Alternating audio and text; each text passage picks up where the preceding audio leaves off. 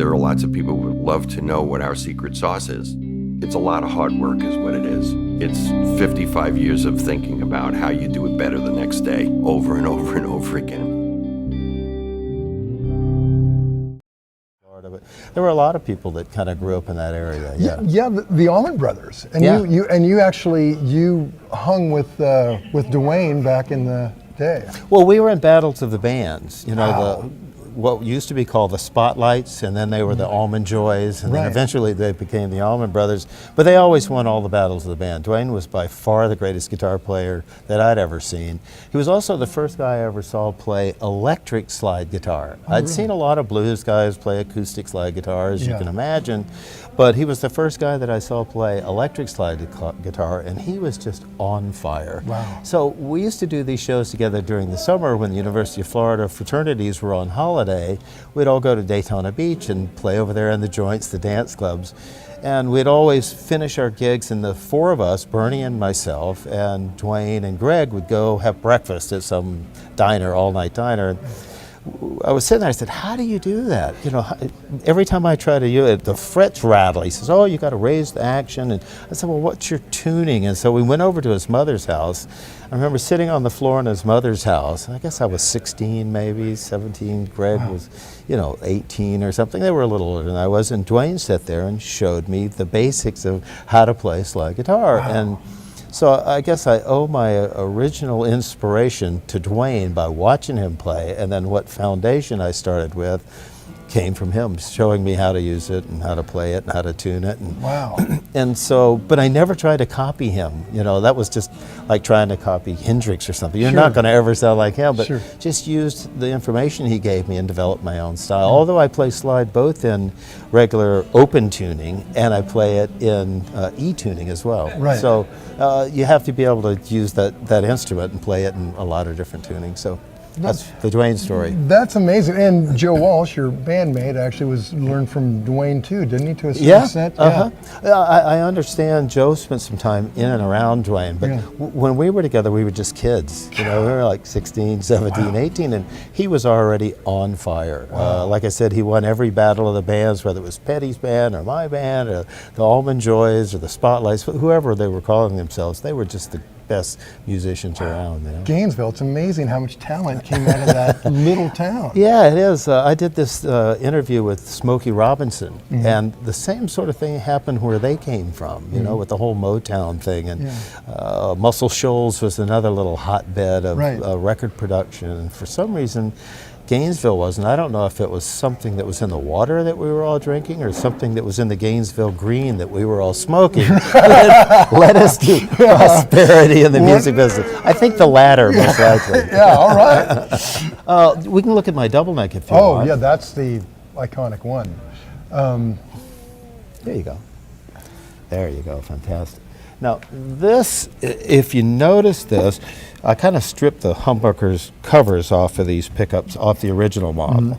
And it's wired differently because when we recorded Hotel California, I think I played 16 different guitar tracks on that record. I played like reggae parts, and the acoustic 12-string part, power chord parts, and the descending harmony lines, and the solos, and just a bunch of different guitar parts. And then we got on a sound stage to try to figure out, how am I going to play all those parts? Am I going to put an acoustic guitar on a stand and walk up and lean over it and play the introduction and then step back and pull a Les Paul up and then put it down? I said, no, as soon as that guitar gets knocked off the stand, that's going to be a calamity, right? So I saw Chet Atkins when I was 14 years old in Daytona Beach. And it was the first time I'd seen a stereo guitar. He had a Gretsch guitar that was wired in stereo, so the bottom 3 strings went out of one jack over to one amp on the side of the stage, and the top 3 strings went out of another jack to another amp on the top. If you listen to the way Chet plays, he always plays this bass part that goes boom, ding, doom, ding, doom, ding, doom, with his thumb. Then he plays the melody on the top, right? So I was sitting in the audience, and he told the story about the Civil War and all the people that had died during the war. It's the worst war that America's ever been in because Americans were killing Americans. You know? And so we need to do something to heal this. And the way I've come to be able to help heal this is like this, and he plays Yankee Doodle Dandy on the bottom strings. Dun dun dun dun dun dun dun dun dun dun dun dun dun. He says, and everybody knows the theme from the South, which is Dixie. Da da da da da da da da da da da. So the next time it comes around, he starts playing both of them at the same time. One melody is coming out of one amp, and the other melody is coming out of the other amp. And not only was it really my first stereo experience, but I was just mystified that anybody could play two things at the same time, right?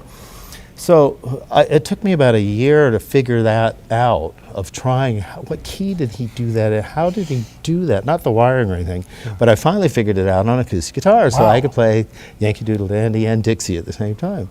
And it was like one night it just came to me. I woke up the next morning and, okay, I can do it. This is how he did. But when I got on the soundstage, when we were putting together Hotel California for the tour, I thought about Chet Atkins having two outputs.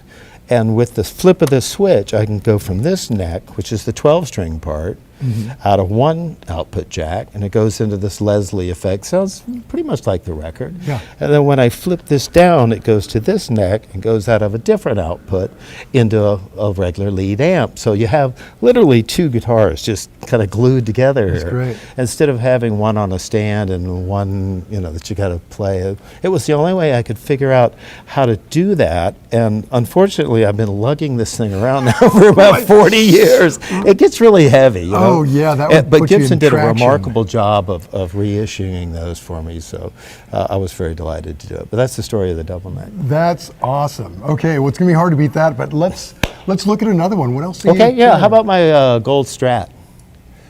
So, while we're waiting on that, the Hotel California, I had read, didn't you record all those on your own before you brought it to the Eagles? You recorded the whole track and brought it I recorded, I'd probably say 95% of it. Wow.